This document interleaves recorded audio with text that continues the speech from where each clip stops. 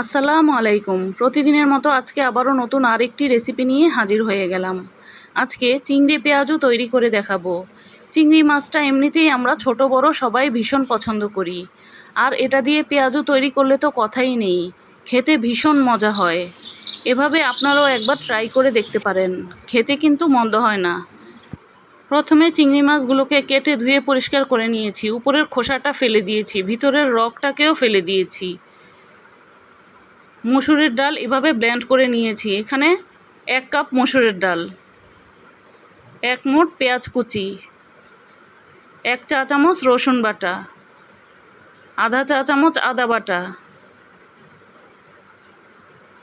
4টি কাঁচামরিচ, 1 মুঠ ধনিয়া পাতা কুচি, স্বাদ মতো লবণ,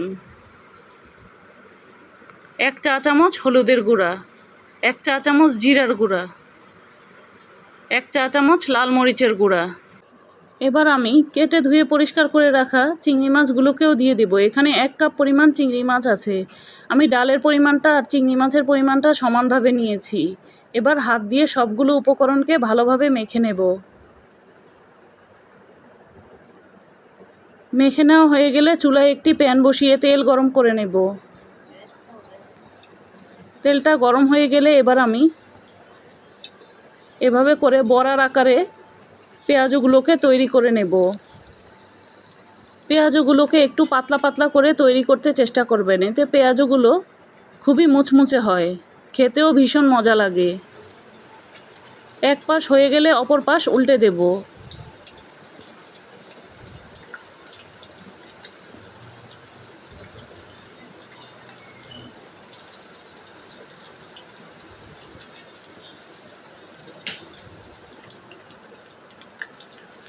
সবগুলোকে উল্টে পাল্টে সুন্দরভাবে ভেজে নেব।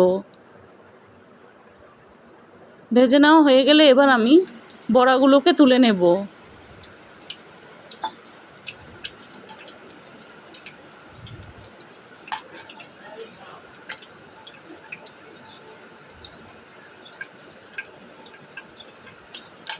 সবগুলোকে ঠিক আমি একইভাবে ভেজে নিয়েছি।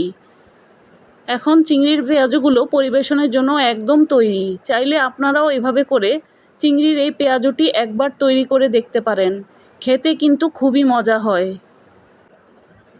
ভিডিওটি যদি ভালো লেগে থাকে একটি লাইক দিবেন। নতুন নতুন ভিডিও পেতে পেজটিকে ফলো বা সাবস্ক্রাইব দিয়ে পাশেই থাকতে পারেন।